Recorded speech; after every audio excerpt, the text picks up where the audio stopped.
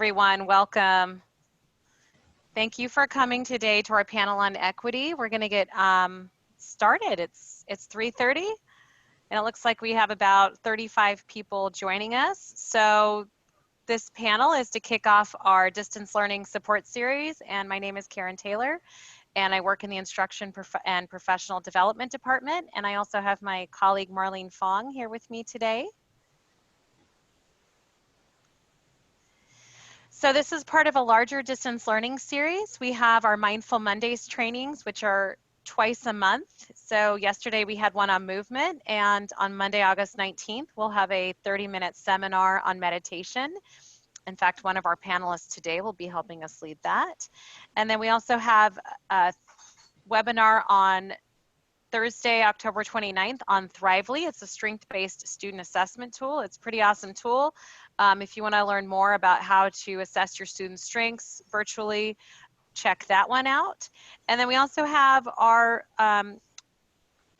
different webinars on different student populations, our instructional rounds. So like on Thursday, for example, we're going to have 3 options on different pieces of, working with students with disabilities. We have a teacher who works in the Mod Severe program and also a teacher who works in the Mild Moderate program, someone who works with English learners and supporting struggling learners through intervention via distance and hybrid learning. And then at the end of the month, we'll have some instructional rounds that really focus on the strategies that you can use in your classroom, and you'll actually get to go through an instructional experience. So we really hope you'll join us, and you don't have to register for anything else. You just have to show up on Eventbrite like you did today, and the link will be there the day of.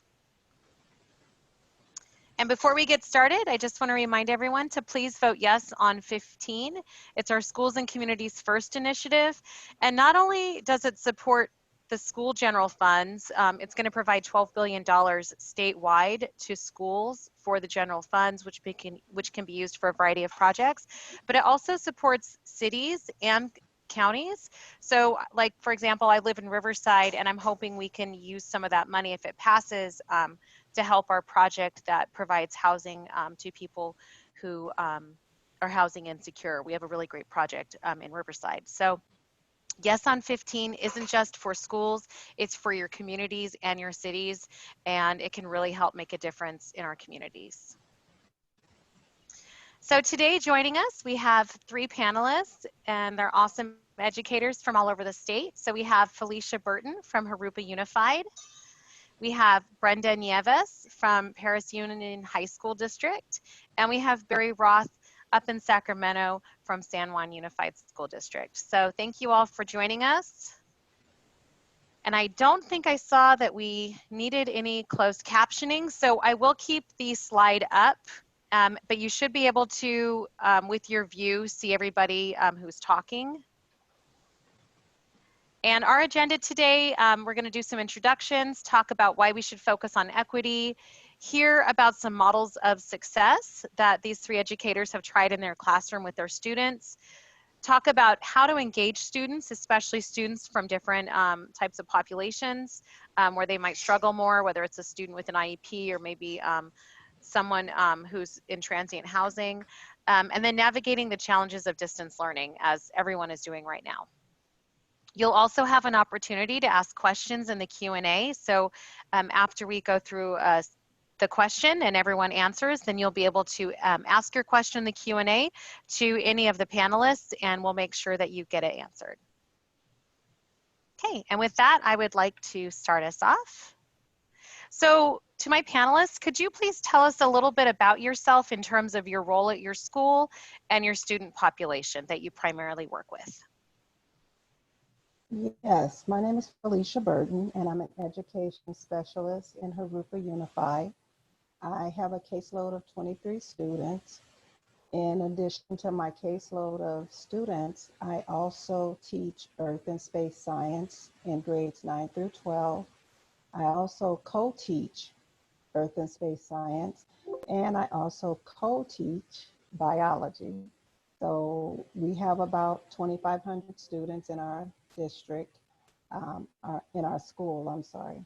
And a large segment of that population are English learners. And we have probably about 250 students with special educational needs that have an IEP.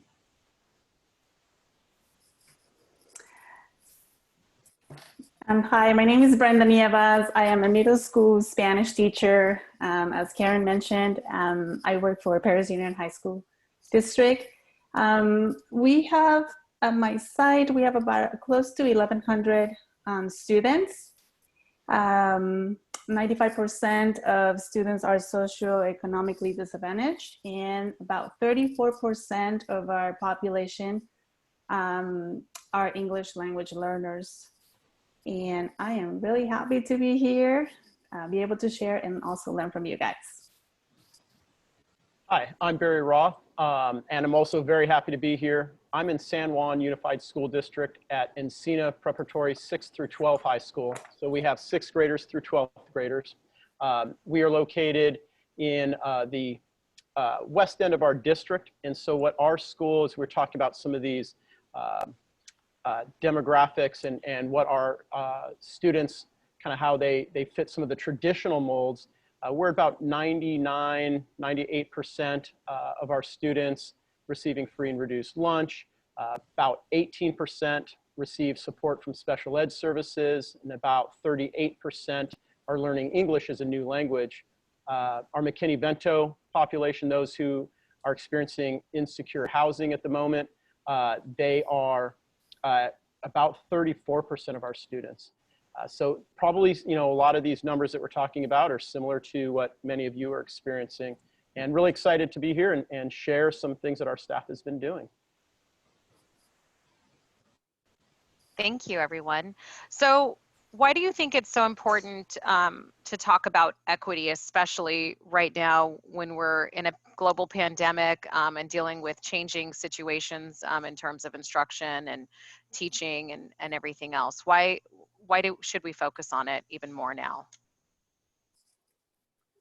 Well, one of the reasons I believe it's important to talk about equity in the school setting is because we have such diversity in our schools.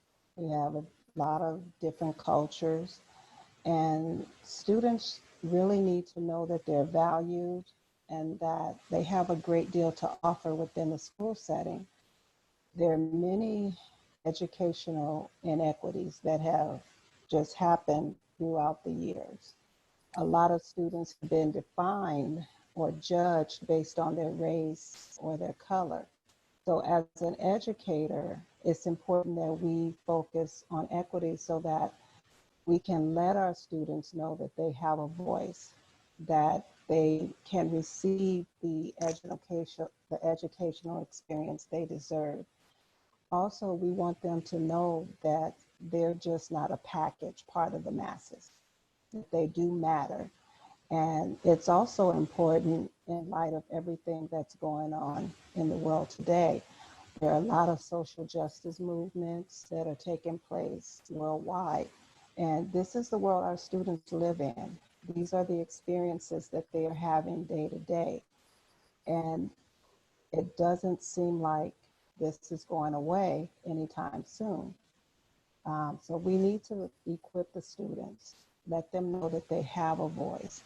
There's a lot of emotions that are really surrounding being equitable.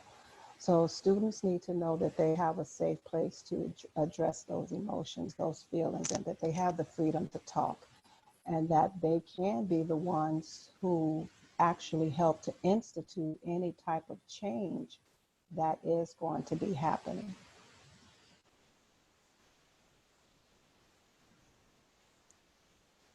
You know, I'll add a little bit to that, and I definitely appreciate what Felicia was saying. I think that, you know, with equity, and there's a lot of different models. I think many people are familiar with the graphic where it's three children are looking over a fence into a ball game. And for this conversation, or at least for me, I'd like to challenge that visual. It's been used a lot, and I think when it started, that might have been a nice starting point for us. But I think that we've evolved as we have moved on in our discussions and got deeper with the discussions, that, you know, we could get into why is there a fence? Why aren't the kids in the game? Why are we showing kids at different sizes, which then we translate to different abilities? Because I believe when it comes to equity, our children aren't different.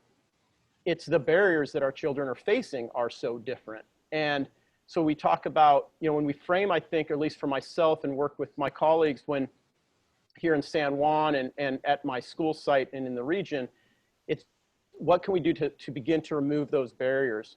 And, right now, with everything Felicia said, it's always essential, right? And we've neglected this for far too long, right? The history of our country, and now faced with finally addressing the institutionalized white supremacy and doing the work of anti-racists and abolitionists, combined with the pandemic and distance learning, right? It can become, and something you'll probably hear me say a lot is this becomes overwhelming. And I saw someone put in the chat like they're feeling overwhelmed, and of course you are, right? This is too much to handle.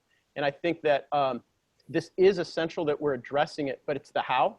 And we can get into it with the other questions, but I just want to preface, at least my thinking about this is that's where you have to try to connect. I shouldn't say have to, right? Because it might not be possible, but try to make those attempts to connect with colleagues. And we'll talk about some of the other resources, your McKinney-Vento. Who's the McKinney-Vento person in your district, or maybe you're lucky enough in your region or even at your school who can help with the students that you're identifying that are housing insecure, and who's providing some of those resources and having that list, doing some of that work if that hasn't been done to remove those barriers. Because right now, it is absolutely overwhelming for all of us. And yeah, I'll leave it at that because I know we'll get some questions, and then I think we can dig down deeper, at least for me, in the other questions.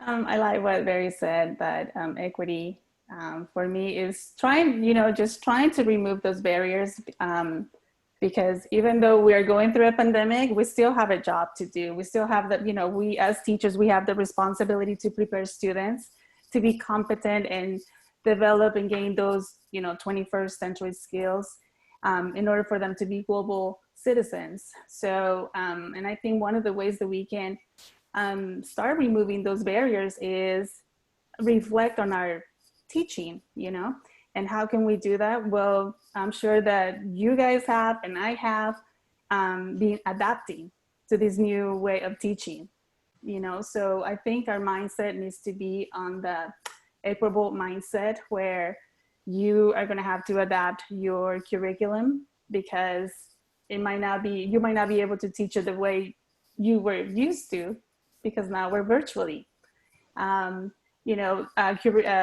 Just the strategies, they might have to be different as well.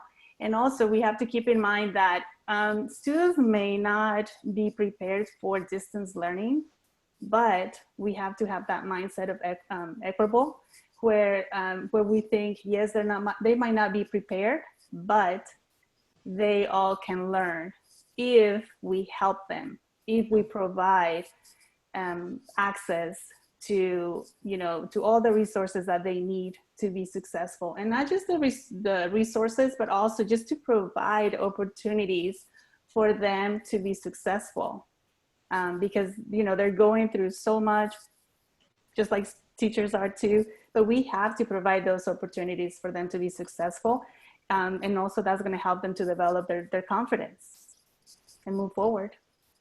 And also adding to what Brenda said, equity looks different for each student, mm-hmm. because they all have different needs. And you might be in a situation where you only give one student half of an assignment and they get full credit for doing it. And another student has to do the full assignment to get credit. It isn't a matter of being unfair, it's giving the other student what they need. And I always like to use the example with my students about me wearing glasses, because I do wear glasses. And I always say, or I ask the kids, if the teacher sits me up front so that I can see the board, is that being unfair? Is that giving me more of an advantage of someone else? And they always say, well, no, miss, because you need to see. Exactly. So we give the kids what they want or what they need. And that is also a part of being equitable. I really like that example. Thank you, Felicia. So that makes me, in talking about models of success, I heard you mention equity is also giving students a voice and a safe place and a freedom to talk. What are some models of success you've had, and have you had any specifically with student voice this school year? Well, one of the things that I like to do with my students, it's really about building those relationships. I start every school year with the students, telling them about who I am. I tell them about my circumstances. I tell them my story of growing up in poverty, my parents being on welfare, being in an abusive household, having to sneak out in the middle of the night to leave my dad, who was an abuser. So I want them to see me as a person, not as just another teacher that they've had in a long string of teachers. Like, oh, so Miss B really is a person. She's has gone through some of the things that they may have experienced or are experiencing. And in doing so, I also tell them about experiences I've had as an adult where I've gone to job interviews in the past and I was looked at as being unintelligent because of the color of my skin, and even told on one interview that I was surprisingly articulate throughout the entire interview. So I want the kids to know who I am. I want them to know that I've experienced what you've experienced, but I don't stop it from there. I then go on to share with them my experiences and my successes and how I rose above. And I tell them I've been in education many, many years, and that is what moved me forward. And in doing so, I really have established some great relationships with students. They come back time and time again and tell me, oh, Ms. B, everything you said was true. A lot of times they've even told me, oh, I thought you were just trying to scare us. So they do listen. And even though we think that they are not listening, they do listen. And they come back with what they've learned and share those experiences. And because of this, I have really good relationships with my students, and they are able to tell me what they're thinking or tell me what they're feeling without fear. And I make sure that I keep my classroom in a way that no one feels that they can't talk. They always feel like they can say what they need to say. So those are some of the successes that I've had, and I do that every year, and it does work for me. Thank you. Thank you. Barry, you talked a little bit about resources, and I know that you also work with McKinney-Vento students on top of teaching a class. So what have been some models of success for you this year with distance learning and reaching out to students and families? Yeah, thank you for asking. I think for us, so I didn't say it in the introduction. I both teach and then I have a few release periods to build partnerships and create resources. So partnerships that are community-based and within the district. So I think what over the years, we've developed a great relationship with our McKinney-Vento department, or the department that oversees it. Now it's our equity office, but our main person really responsive, where I think every school is a little bit different. And I don't want to make it seem, for those here that think, oh, this is another thing, but it can be as simple as, so for us, it's Melanie Barbeau. She's been with us forever. She's amazing. She knows everything that one could ever need to know. And by me knowing that about her, I know that I can just email Melanie. Hey, I'm concerned about this family. Here's what I heard. And then she's taking care of it. And I think that is part of the key to distance learning. And it always is, right? You need those go-to people because we can't do everything. There's things we can control and things we can't.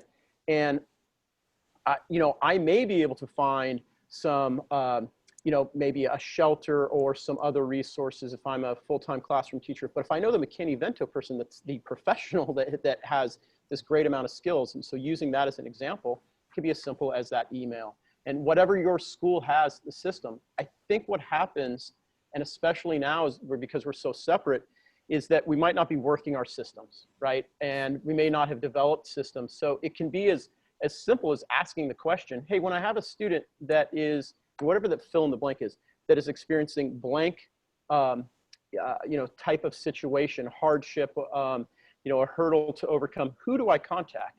And is that the school counselor? Is that a VP? Every school is going to be a little different. But when you know that, then it does make life a lot easier. So for us, we know to connect. And our school has done a lot. I saw someone post that they're a trauma-informed school, and we really, this community schools model that you'll see it in some districts, San Francisco and Oakland and Baltimore and Albuquerque and on and on and on. That's kind of the model we have. So our staff knows to advocate in this manner. Our staff kind of is looking for things. And I think everyone here knows these things. If you're coming to this or you've been teaching for a while, it's that below the surface question. So, if it was in person and a student comes into class and they're slumped down with, maybe a hood on or just, kind of like this, we're not going to, hey, I need you to sit up and what's wrong with you? We're going to ask, hey, what's going on today?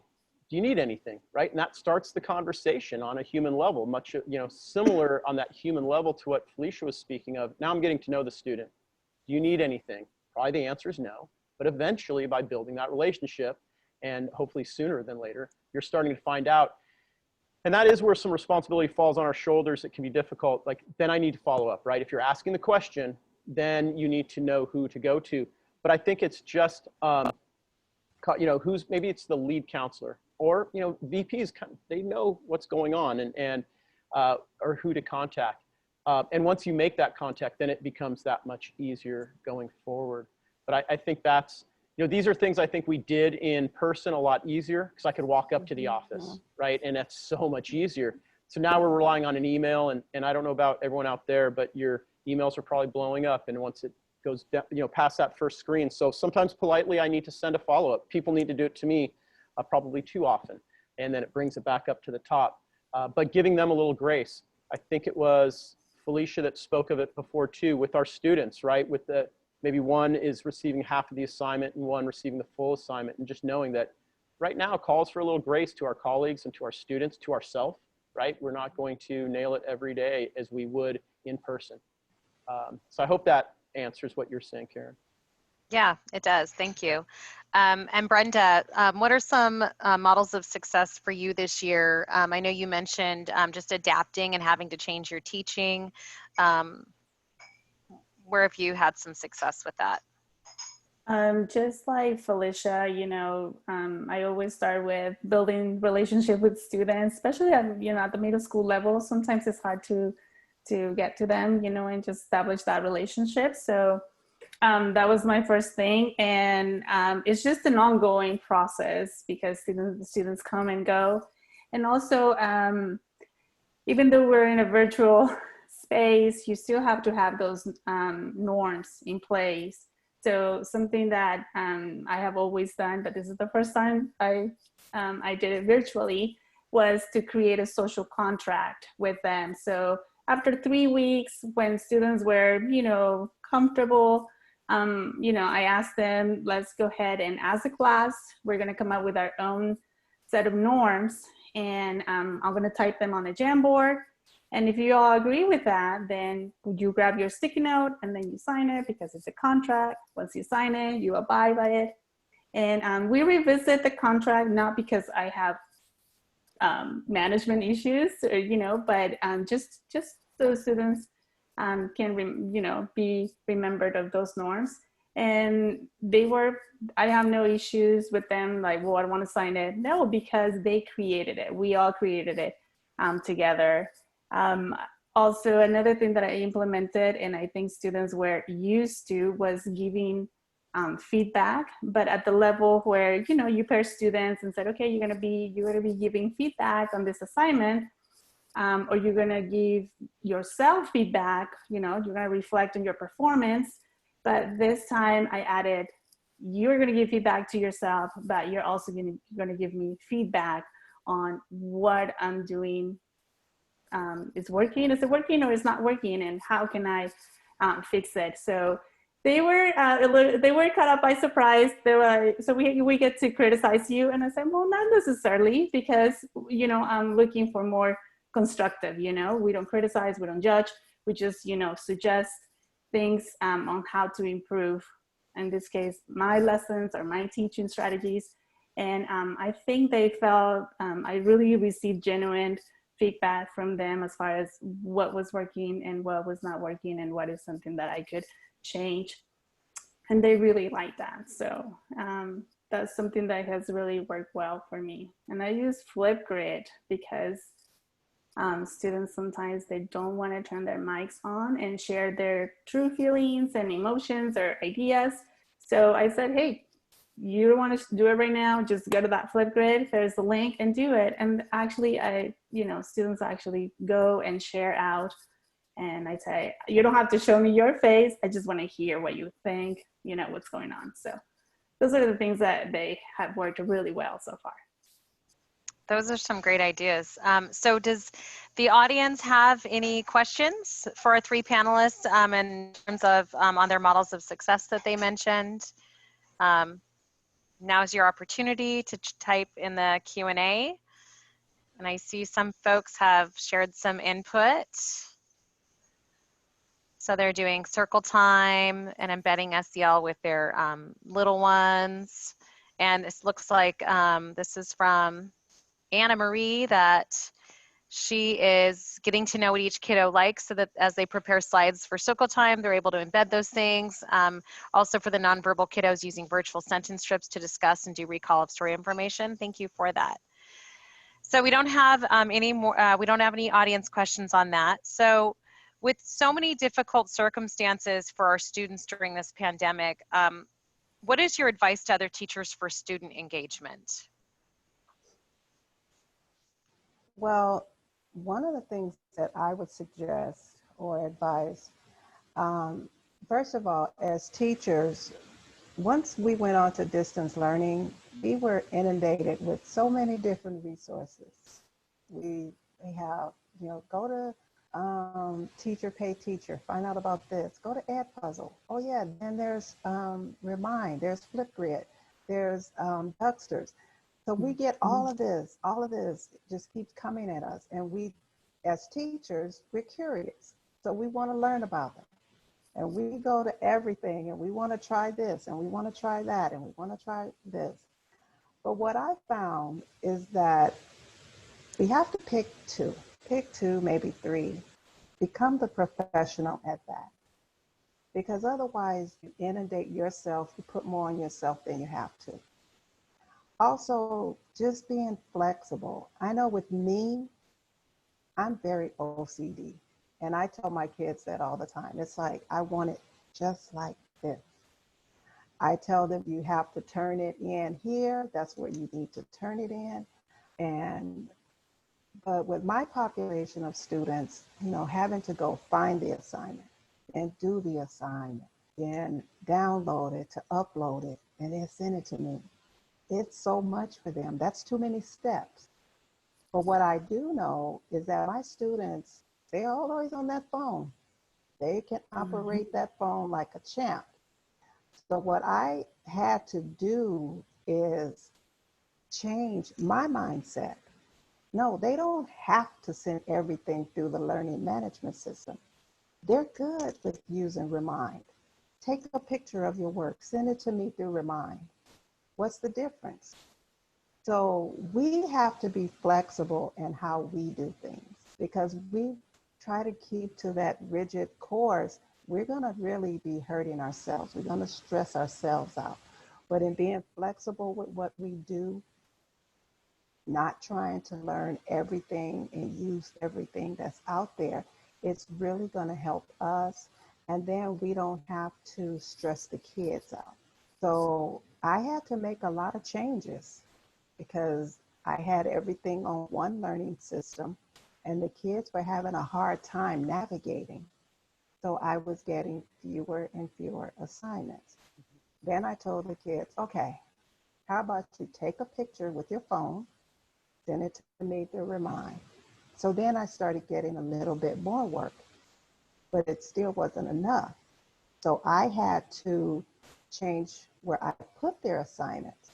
So the school district told us the learning management system we had to use. So I'm still using that, but I also switched over to Google Classroom because for my students, it's good to have everything right there. They can see when it's due, they can see where the assignment is, and they can hand it in all in one spot. So that was a big change for me. So as I said, don't stress yourself out. Just, we have to be flexible. And that flexibility shows with the kids because then I've noticed that I have been getting more assignments from the kids. They are more engaged. So being flexible and helping the kids to navigate because we do things over and over and over. So it's second nature to us.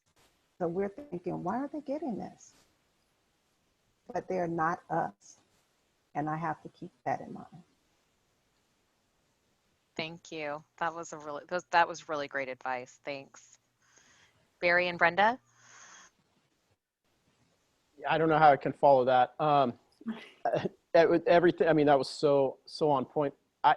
Just to perhaps double click on a few things and to reiterate, you may want to, your grade level partner, or if you're at secondary, another team member, like to use some of the same tools, right? So pick what works for you. I love that. I think Felicia is spot on because it is hard to learn everything and we're stressing ourselves out, right? So I think everything they said, but if if all of us are using different things, all the teachers are using something different, that can be quite difficult for the kids as well. And I'm not someone that is for lockstep curriculum that's not where I come from, but perhaps especially now that we're distance learning, we don't have the ability to be right there with the students literally next to them, helping them.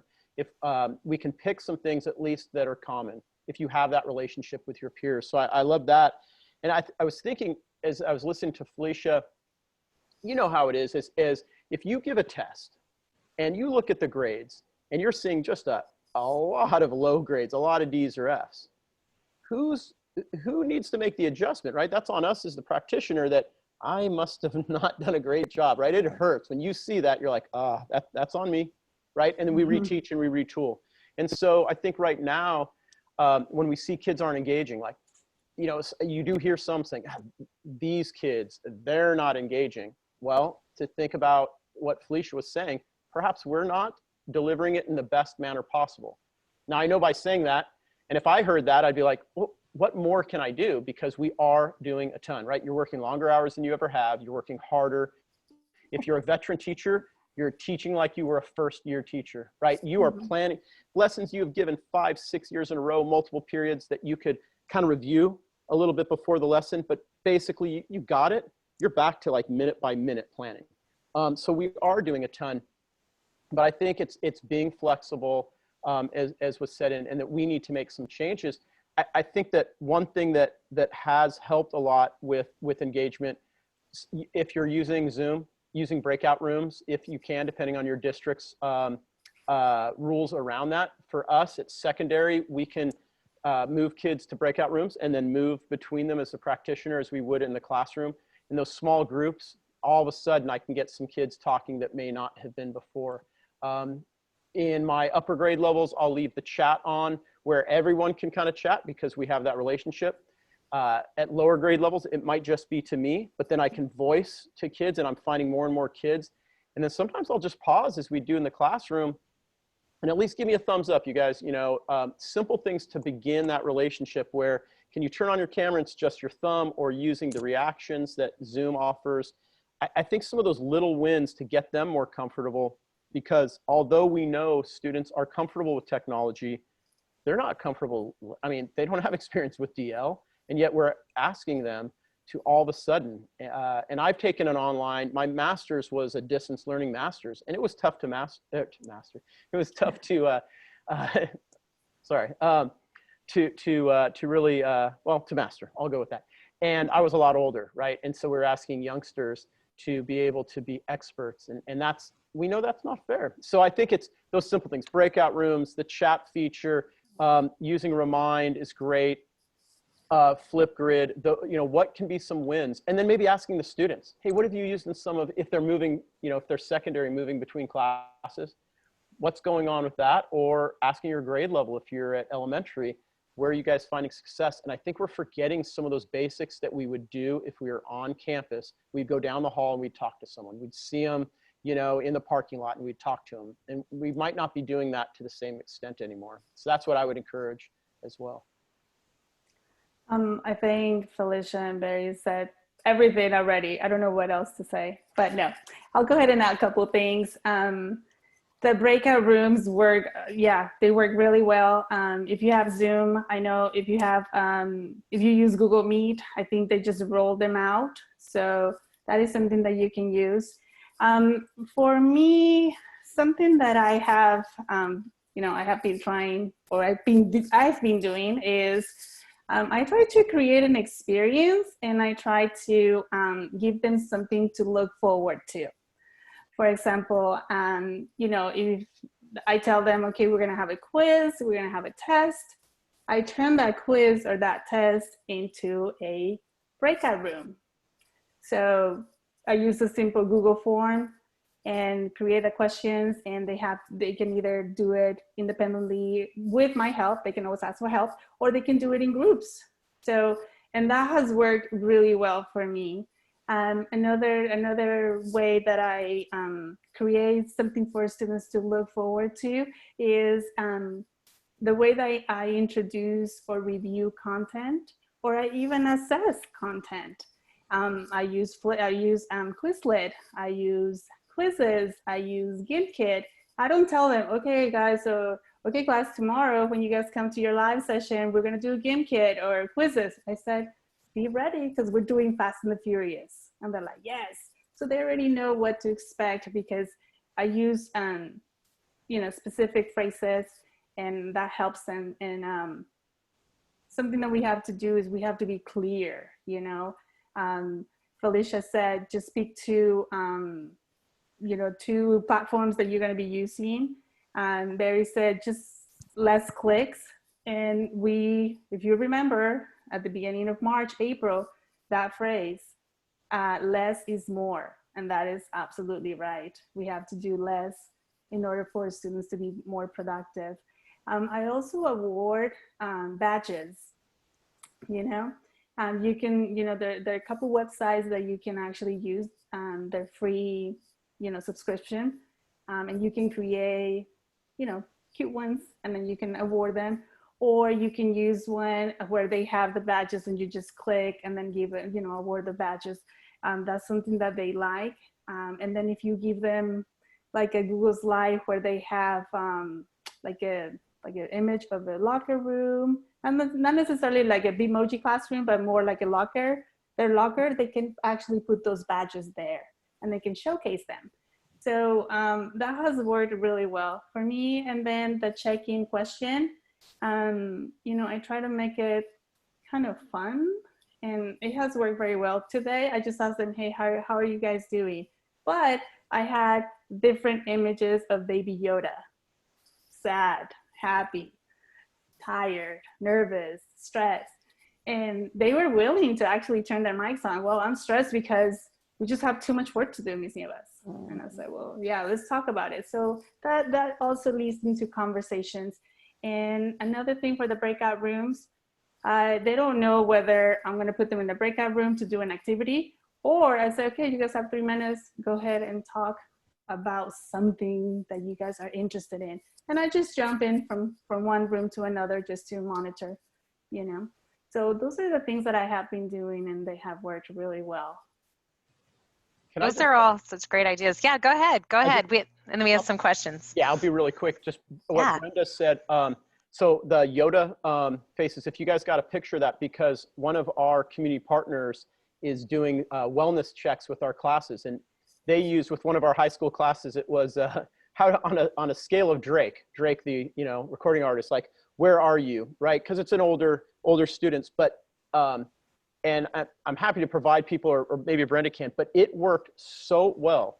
So we did it in one class so far, and kids, they were just in chat where they are with the number, and then we followed up. I've never seen such great student engagement, and I think it starts with those little things that are fun, but now you're getting to know where the class is, and the energy level, and perhaps an emotional level, and you start that engagement. And it's a lot of the things that we've always done. I think we have to reinvent everything, but what are some things we've been doing? When the kids are coming into class, I'm saying hello to them by name, because I'm trying to learn all the names, and I don't know what many of these students look like because they're new to me. Right. But I'm using their names, and those things I think are the little wins. Like, we've done a lot of this. We just forget like what we did, it was like a year ago. But how do you greet the kids, and those structures too, right? The warm up, those type of things. So anyways, yeah. And No, what thanks for sharing. Brenda Oh, go ahead. said. I'm sorry. I really like what Brenda said about getting those conversations started. A lot of times when we go into our classrooms, we're like, okay, we got to teach this today. We got to make sure that we cover this, and we got to cover this. But the kids need to talk about other things. So it's okay if you don't cover that entire lesson, or if you don't even hit the lesson, but hitting the kids' needs. That is more important, because that lesson, you can get back to it, or what's the worst thing that's going to happen if you don't teach it?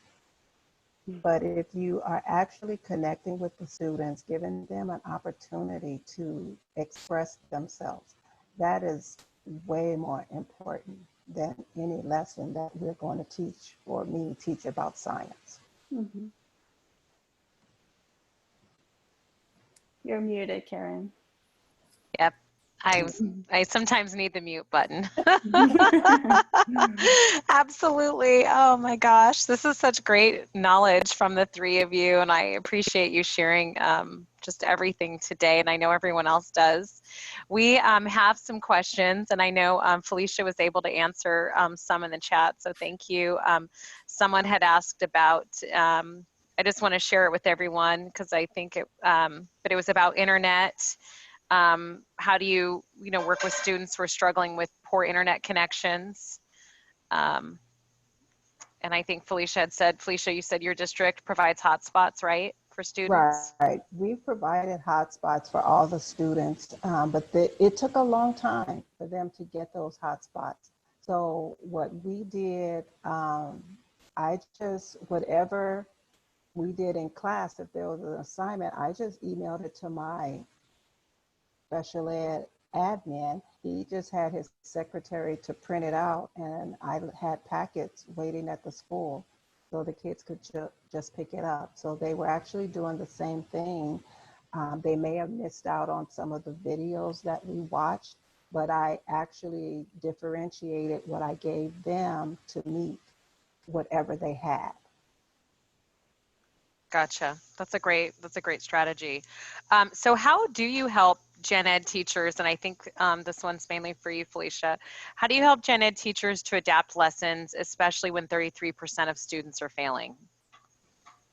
You mean a SPED student that's in a gen ed class? I believe so, although any of you could chime in. Yeah, I believe that was the intent of the question. Okay.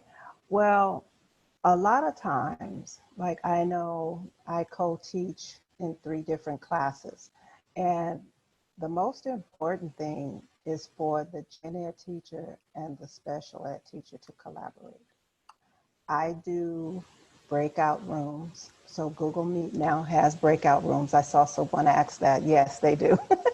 So I have the breakout rooms, and I take my group of students into the breakout rooms, and I'm able to break it down for them. So the teacher, the teacher just teaches.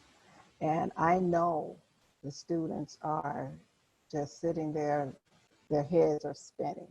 So as he's teaching, I'm taking notes. And then I take them into the breakouts and we discuss what they need to do. And then I kind of get a feel for where the students are, like that might be too hard for them to do. So then I modify the lesson. If they have to take notes, one of the things I like to do is guided notes. So I'm not giving them a copy of the notes because I still want them to follow along, but I'll do the guided notes. So they're gonna have to follow along because what word goes in that blank? So they actually have the notes, they're still taking the notes, but they're not having to write everything. And that helps them to still follow along and they're able to do that. But it's really the gen ed teacher and I, we have to do a lot of communicating. And that's essential for the success of the students. That's a great strategy. Thank you. Someone says, Samantha asked, I still struggle to get students to unmute in breakout rooms. Do any of you have advice? I do too. Even sometimes one-on-one, with the student that I had, she's a senior this year, I had her as a 10th grader in English, and then she was involved in some clubs last year. Like, I know this student well, but it was chat, and I'm assuming it may have been too loud in the background. There may have been some of those barriers, right? I'm not quite sure. And we were, going over stuff after class. She stayed late. It was kind of like real teaching, like a kid stays later and they're getting help, but she was just chatting. And so it is difficult, and I would love to hear their voices, and I would love to see, their smiling faces. But then I encourage, can they use chat? And then make sure they know, like I will share the screen so they can see how to do it on private. So again, it's only coming to me. And that's what I've tried. And the kids have my number, they can text too, but obviously during class. So that's where sometimes I'm not giving up. I'm again, it's been said before that trying to be understanding, and everyone is in a different situation. So it may not be appropriate for them to have their mic on. And one of my students she's taking care of the littles that are, first grade and younger.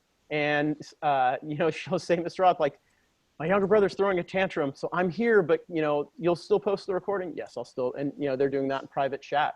So, keeping in mind the responsibilities that many of our students also have. So that's what I do. Private chat, or can they email me later? Trying to ask them the question, like, what do you need? Hey, I'm noticing you're not turning your mic on. What do you need? How can we make this more interactive? What would be easier for you?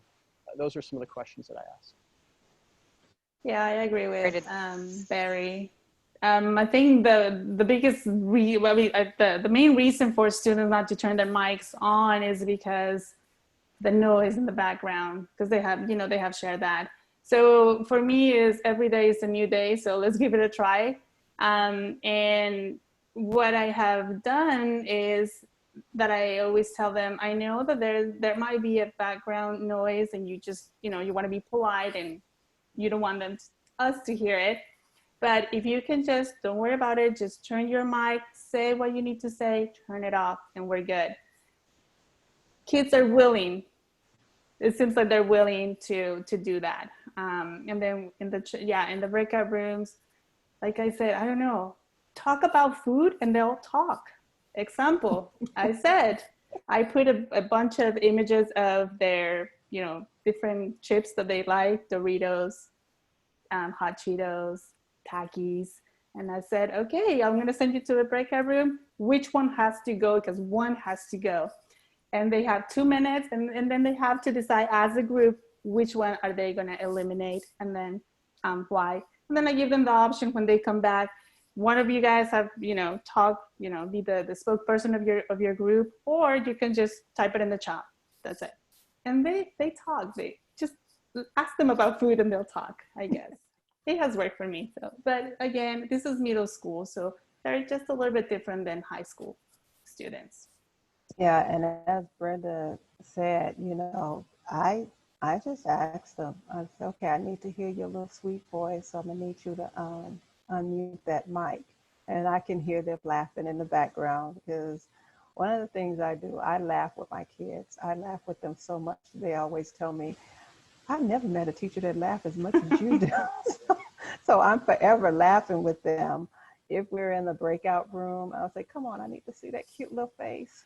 And then you can see that they'll unmute the camera. They'll show their face on the camera and they'll unmute. So just kind of being playful with them.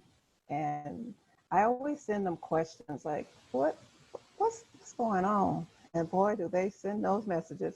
And I tell you, Remind has really been the best thing for me this year, because even in class, I'm getting Remind messages from the kids. They don't want to put it in the chat, but boy, will they send a Remind message. Miss, can you say that again? So they're sitting there thinking they're texting. So just laughing with the kids, that's really has been how I can get them to talk. And just calling their name instead of just throwing out a question, because if you just throw out a question, you hear crickets. But if I say, okay, Brenda, what you doing? Then I get some talk, then they start talking. So just calling them by name as opposed to just throwing out a question. That's awesome. Thank you all. Someone asks, Brenda, what award badge website do you recommend? Yeah, I typed two that I use. Okay, great. One of them is Canva, and you can just use the free version, and you can actually design very simple ones. It's very easy to navigate Canva, and you can do other things too. And also I use flippity.net, and they already have badges that you just award, and actually you can track which badge you assign to who. And also in Flippity, you can do other activities too. So you might want to check it out. Mm-hmm. Awesome, thank you. Okay, I think that's all the questions from the audience from right now. If anyone else has a question, make sure you just use the Q&A. That way I can prioritize it. So we have about 8 minutes left, and this has been so educational for me, and I'm sure for everyone else. So just the last question is really, what have your challenges been? And have you found any opportunities to overcome those, or are there things you're still struggling with yourself?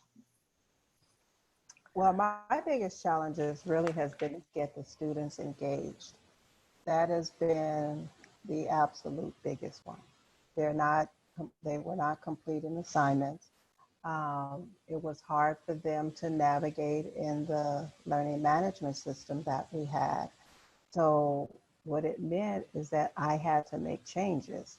So I was able to still use the district required learning management system, but I was able to connect it with Google Classroom, which was so much easier for them.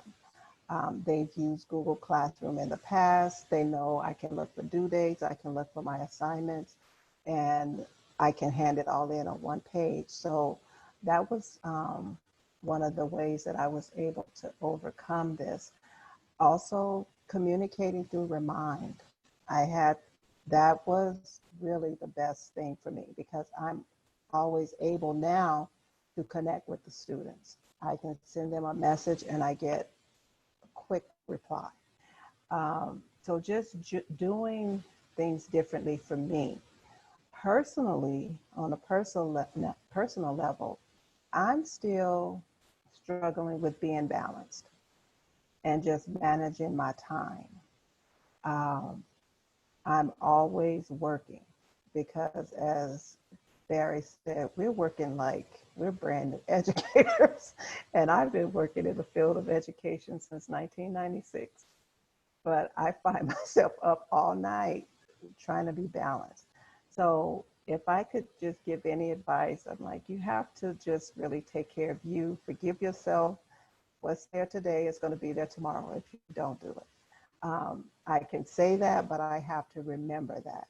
And just don't feel guilty when you're sitting up like with me watching cartoons. But just know you deserve that. And just like you forgive others, forgive yourself. You take care of others, you're taking care of your students, take care of you. Because without you, students, they're going to be lost.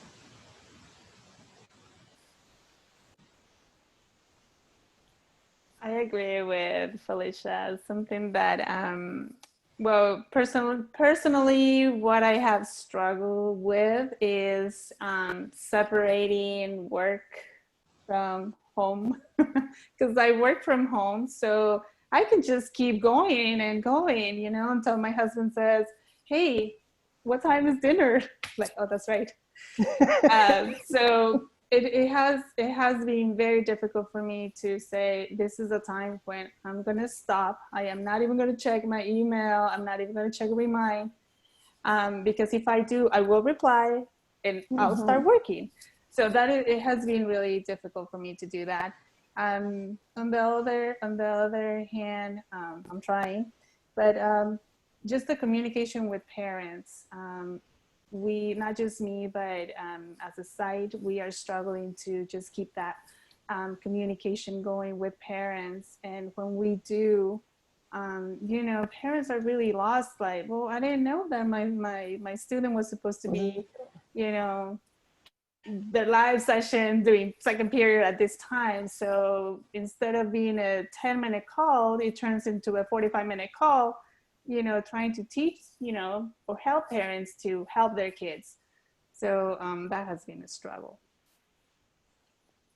I think for me, like everybody, right, with the students, engagement, and whatever that may, you know, that can mean so many things. So students coming to the live synchronous sessions, students completing work, you know, those type of things are such a challenge. And some of the ways I've been trying to navigate it is, and this, well, one, trying different things and asking others what they're doing that may be working.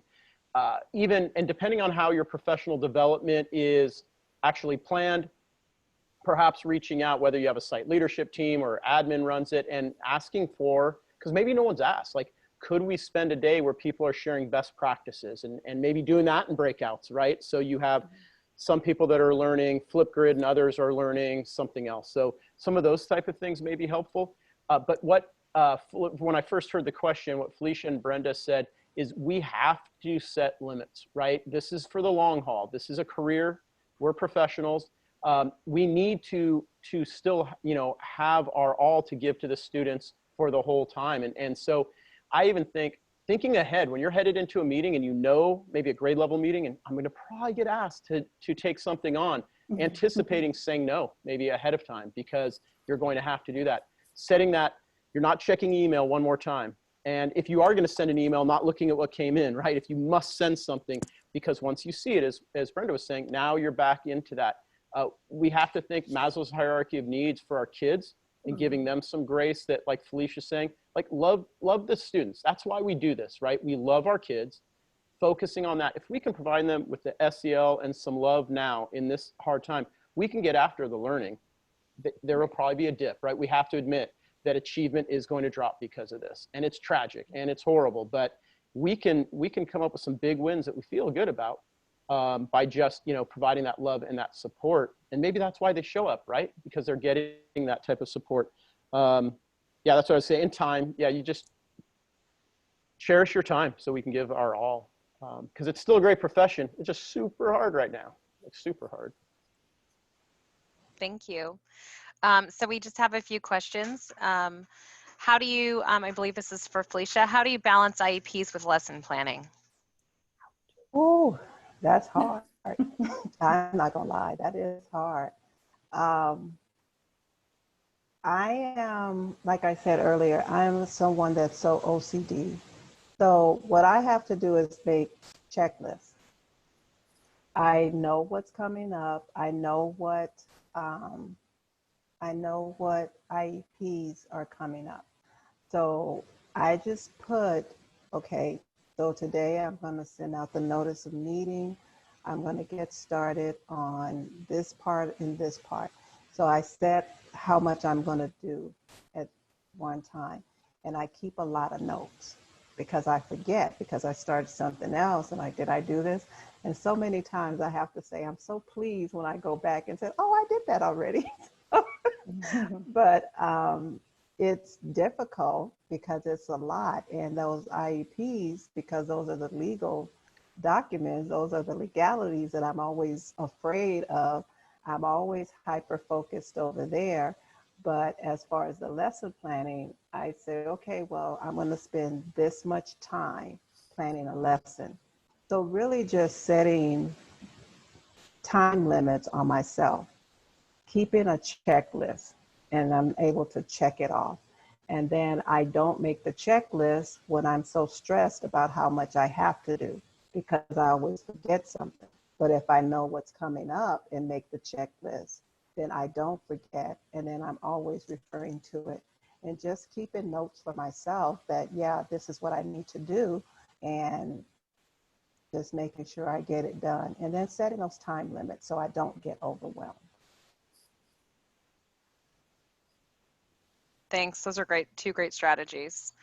Krisha asks, and this is the last question we're going to take, and I believe this is for all of you. What is something that you have learned or has had impact on students that you will carry into your teaching practice long term? You know, one I've thing learned that I don't know everything. I'm sorry, Barry. I've learned kids know a lot. And they actually help me along the way. So they're able to, if I don't know something, they're like, okay, miss, you just do this or you do this. So Barry had mentioned it earlier about asking the kids. I ask the kids, okay, so how do you do this? And they're so happy that they can help you. So happy. So I do that and don't think I know everything. And that's what I tell my kids. I'm learning like you're learning. So let's work together. Yeah, for me, and I love that. Yeah, I mean, working together. And I think that a lot of the things we're now having to do, push out digitally and virtually, why weren't we doing that before? And I think we saw it as so much of an extra. And when we come back, you know, we prepare a lot of things, right? We may already be using Google Slides before, or PowerPoint or whatever you're using. We're doing a lot of those things of creating things we project. We could throw those up onto a Google Classroom, or whatever your content management system is in your district. Some of those things, and you know, you can quickly post, say, like we use Google Classroom. I could quickly add the agenda all the time to that.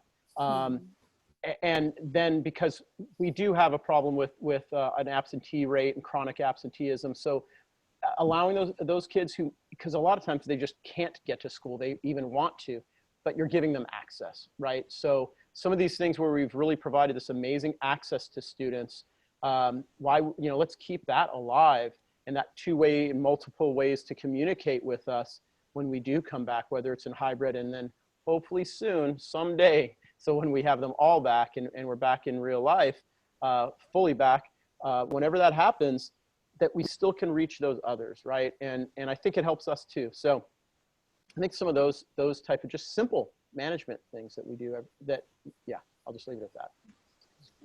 Yeah, like Barry said, I think I'm going to continue using technology, but something that I want to use specifically is figuring out how to record. You know, we're doing live sessions and we're recording them, and then we could just post them in Google Classroom or Canvas if you use that. How can I do that once we're back in the classroom? So for those students that don't, can't make it to school, then they still have access to the lesson.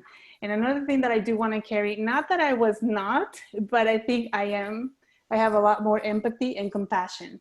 So I am definitely carrying that on because I don't know everything as far as what students go through and what it takes for them to show up. And they don't know what I have to go through either, right? So empathy and compassion, those are huge for me. It has been just an incredible hour with the three of you. You all have like so many great ideas and so much experience and so much love for your students. I just heard so much about you know, from all of you, from building relationships and letting your students have a voice. So thank you so much for being here today. This was awesome. And this is being recorded. So if any of you who are in the audience would like to share this with your colleagues, it will be up on our distance learning website. If you just go to cta.org/IPD, there's a little link that you can go to. And you just click on distance learning series and you can find all of the information. And I just want to remind all of you that this Thursday, we're going to have 3 sessions that will actually be focused on instruction. So we're going to be hearing from more awesome educators. In fact, Felicia, one of Felicia's colleagues, is going to be our presenter on Thursday. And Barry's going to join us again on Mindful Monday on October 19th for meditation. And I believe Brenda is also one of our presenters, right, Brenda?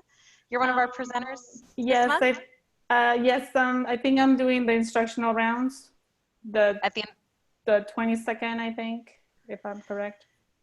Yeah, okay, cool. So, so you're going to see everybody back in just a different way. So thank you, everyone. And everyone give them a nice big virtual hand. High five. Thank you to the 3 of you for everything.